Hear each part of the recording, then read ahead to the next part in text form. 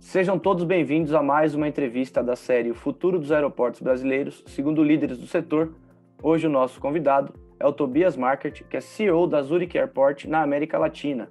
Tobias tem licenciatura em Gestão de Negócios e Psicologia pela Universidade de Zurique e especialização em Gestão Aeroportuária pela Aeroportos Council International e também pela International Civil Aviation Organization. Ele está à frente da Zurich Airport na América Latina desde janeiro de 2020, então pegou esse comando imediatamente antes da pandemia. Que desafio! A dinâmica hoje vai ser um pouquinho diferente. O Tobias entende e fala português, mas prefere responder as questões em inglês. Então, eu vou fazer as perguntas em português e ele as responderá em inglês para que possa se expressar com maior profundidade. Tobias, muito obrigado por aceitar o nosso convite. Tudo bem com você? Henrique, muito obrigado. Muito obrigado pelo convite e muito obrigado pela oportunidade e obrigado por poder falar em inglês. Tranquilo, vamos lá. A Zurich administra aqui no Brasil os terminais de Florianópolis desde 2019 e de Vitória e Macaé desde janeiro do ano passado, quando você assumiu o comando da empresa. E também é sócia já há mais tempo da BH Aeroportos com a CCR. Queria começar entendendo quais são as razões do interesse da Zurich aqui no Brasil. Tobias, por favor. Yeah, I think, Enrique, the reasons to invest in Brazil are numerous. It's a long list that makes us be a fan of Brazil. We have two focus markets at the moment, that is Brazil and India. And I think in Brazil, we, of course, find the legal stability that we look for. We have a relatively low risk. I believe the concession contracts that we are negotiating now with the government, the more rounds that the government liberates, the better they get. So there's a number of reasons. Of course, there's also risks. At the moment, for example, the obvious for European investors, the exchange rate is one that worries us. There is certain, let me call it, inflexibilities in the labor conditions that are for us a bit challenging. But I think it's more than that. If I think about our relationship with Brazil, I think it's just a great match for the kind of operator that we are. The Brazilian government looks for long-term operators. The concession agreements are relatively long, mostly 30 years, and this is exactly what we are looking for. We are in for the long time. We want to develop the airports.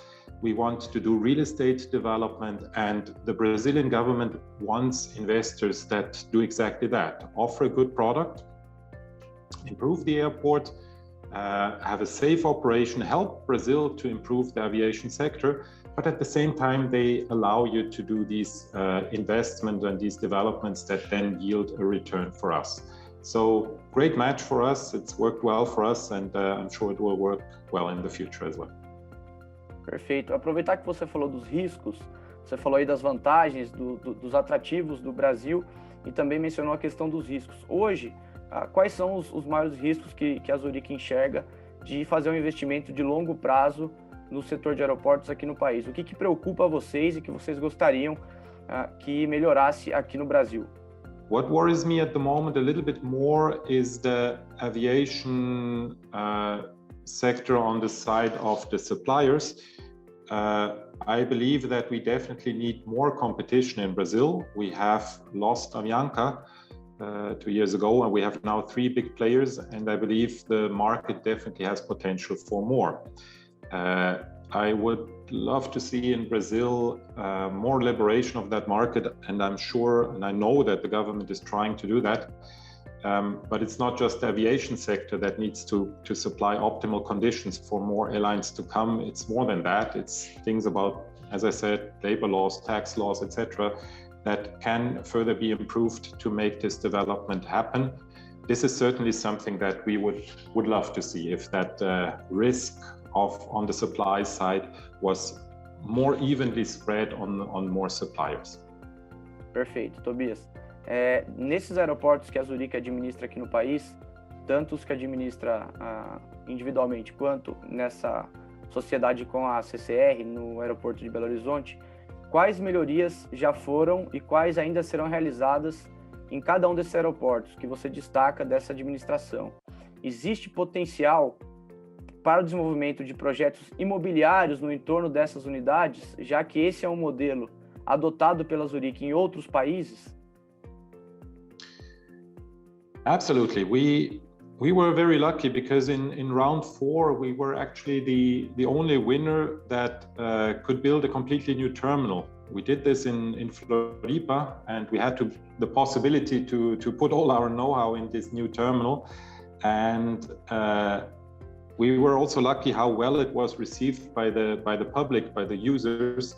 It's been voted now for 1 year in a row by the passengers as the best terminal in Brazil. We're very proud of that. I think it shows a lot of improvements on what we like to see in airports, how we understand the product that we want to provide. All airports today are safe. All airports have good IT systems. All airports are efficient, but I think it's more than that. I believe we want to offer a passenger experience that goes beyond that offers to the passengers maybe some services for free that are additional. We have in Floripa, for example, a large open commercial space, free plazas, we have pet places, we have a visitor terrace in Floripa, etc., etc. And these kind of things make part of that environment that we want to create for the passengers, so that it's not just a machine where you bring as many passengers through as you can, but that help the passenger feel comfortable. And in relation to your question about the real estate development, yes, absolutely. These airports that we have under our leadership, especially Vitória and Floripa, they are highly attractive spaces for real estate development. If you look at the satellite view in Vitória, you see this big empty space. It's the last big real estate space in Vitória that is available, and it will offer great opportunities. And they are not just related to aviation. Actually, I would say they are less related to aviation. We will reserve the space that is necessary to do the development of the airport. But beyond that, there is needs of the city in more shopping possibilities, in hotels, in logistics, etc. And these are the kind of possibilities that we want to explore on our own, some of them, but we're of course very, very open to work here with partners, have investors. So we are at the moment doing the master plans for these airports, the real estate development master plans, and then we'll approach the market on that very soon. Perfeito, perfeito. Você acabou de dizer que vocês estão ainda planejando esses movimentos no mercado imobiliário, nesses ativos, mas você também mencionou alguns exemplos, shoppings, hotéis, logística, que é um segmento que está muito em alta devido ao e-commerce, né, ao comércio eletrônico. Nesse estudo que vocês têm feito, o Vitória, a Floripa, que você destacou, você pode adiantar alguma coisa do que está por vir ou ainda realmente não está nada decidido? No, absolutely. I think the two airports are a little bit different in terms of their demands. Floripa is a little bit further away from the city, but in Floripa we have identified, of course, a high potential in logistic services that can be offered directly at the airport. And Vitória, it is in the heart of the city. I said the need may not be necessarily related to the airport. So at airports of the size of Vitória or Floripa, a hotel, for example, can make sense. But in Vitória, I think we have the nice benefit that the hotel can also be more focused on tourism. It can be more focused on business in the city. So it doesn't have to be an airport hotel. So I think that these cities where you have these free plots of land close to the heart of the city, they offer a wonderful mix of possibilities, airport-related or city-related. Maravilha. Eu gostaria de saber se a Zurich tem intenção de participar dessa sexta rodada de concessões que é prevista para ser realizada no início de abril.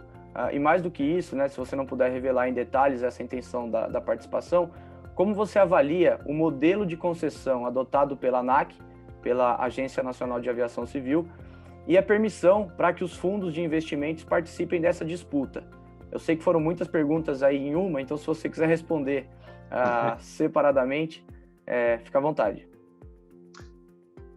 Yes, this is an interesting question. Thank you for the question. We have participated in many rounds in Brazil. We have won in round 3, 4, and 5. We have won concessions.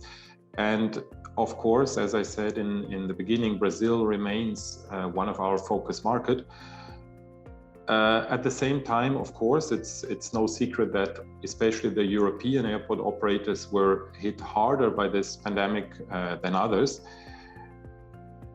I think the round number 6 is a little bit different from the other rounds. We see here that many airports were put in a bundle. In the case of the South Block, for example, around Curitiba, it's 9 airports. The total number of passengers, which, if I'm not mistaken, is around 12 million passengers in the South Block, is attractive. Nevertheless, the administration, of course, of these airports is challenging, having 9 airports under one concession agreement.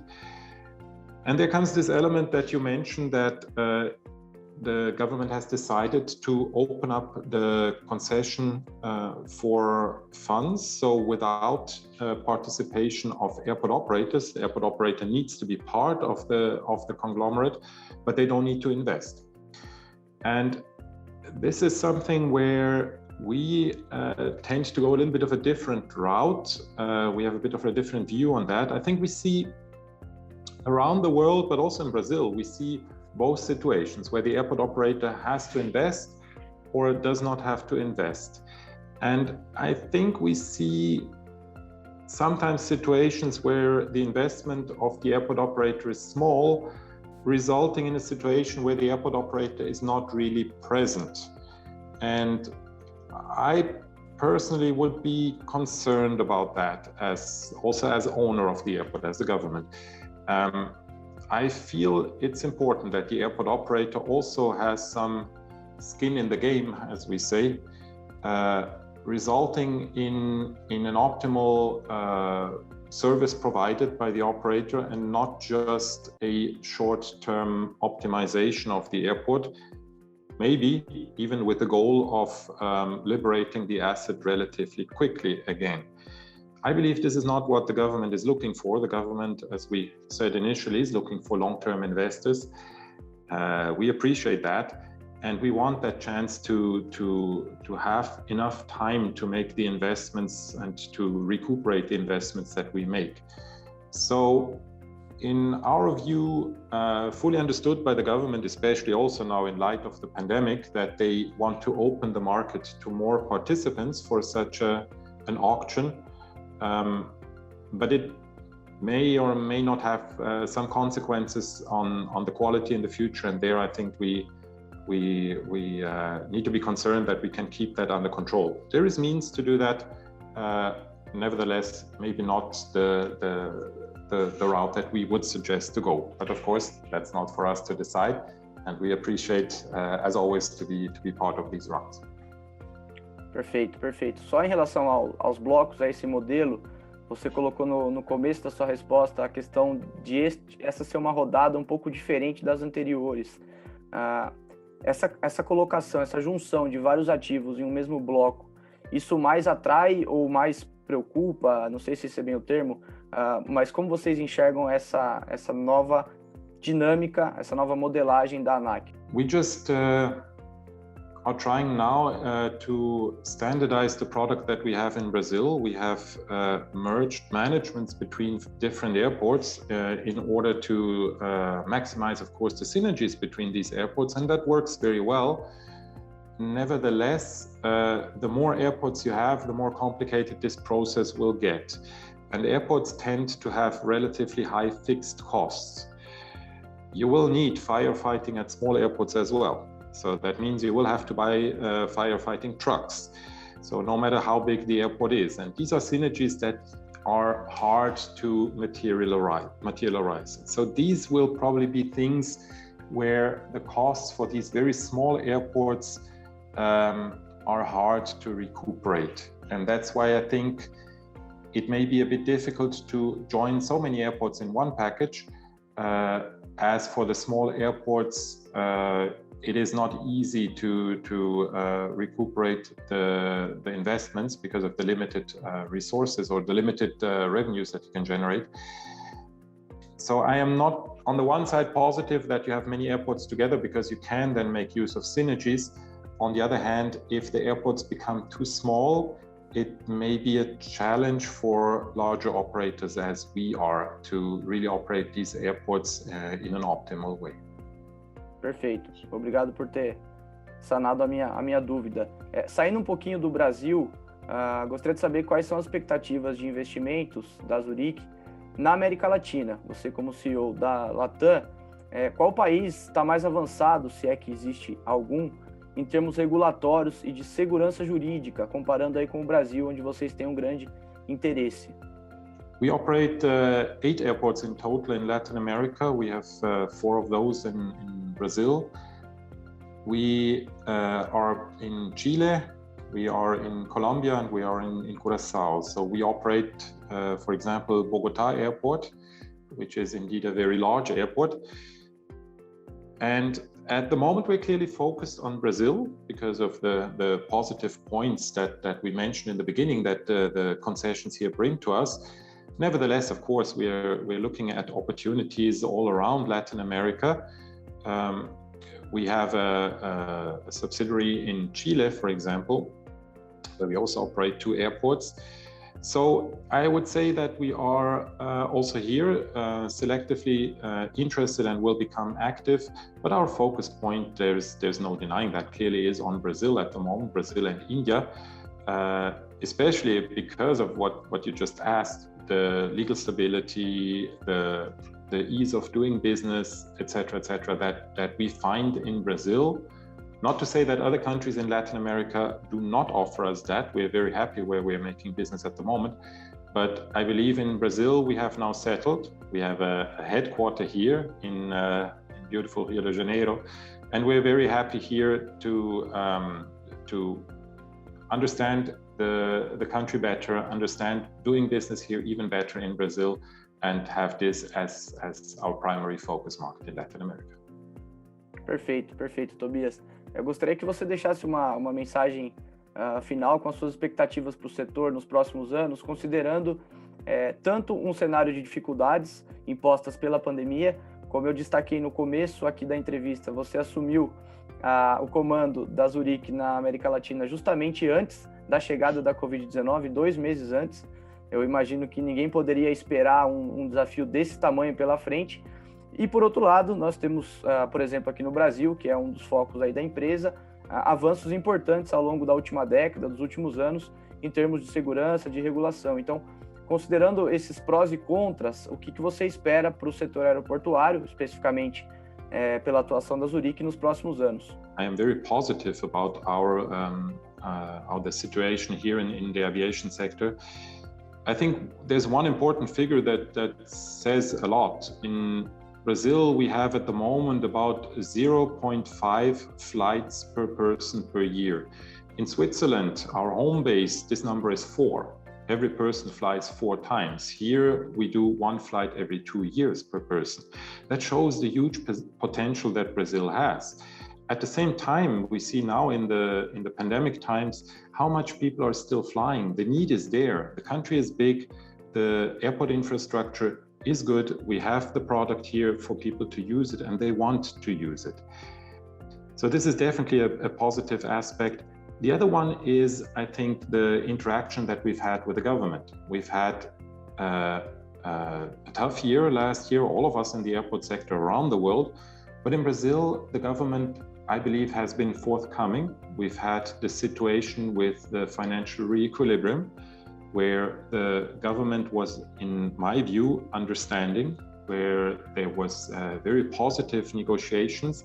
And there was not just negotiations, but we already closed for some of the airports the negotiations for 2020, and the recompensation model has been settled. This, I believe, is around the world is certainly a leading situation. And this is something that if the cooperation with the government can continue in this spirit, that we both grant our sides of the agreements that we have with each other, that makes me very optimistic for us doing business in this country in the future. Perfeito, Tobias. Eu gostaria de agradecer por ter aceitado o convite do GRI Club para essa entrevista, participar dessa série que reúne os principais líderes do setor aeroportuário aqui no Brasil, investidores, operadores. Também gostaria de deixar um recado para quem está nos assistindo. Se gostou dessa entrevista, da transmissão, deixar o seu like, compartilhar com os colegas do mercado, se inscrever aqui no canal, caso ainda não seja inscrito, clicar no sininho para ser notificado toda vez que tiver um conteúdo novo, um vídeo novo, e seguir também o GRI Club em todas as suas redes sociais, para ficar por dentro de todos os encontros virtuais, enquanto a pandemia ainda não dá uma trégua, e também, mais para frente, o retorno dos eventos presenciais, além de conteúdos como esse aqui. Tobias, muito obrigado pela entrevista, espero que você tenha gostado, obrigado por esclarecer diversos pontos sobre a participação da Zurich aqui no setor aeroportuário brasileiro. Thank you very much for the opportunity.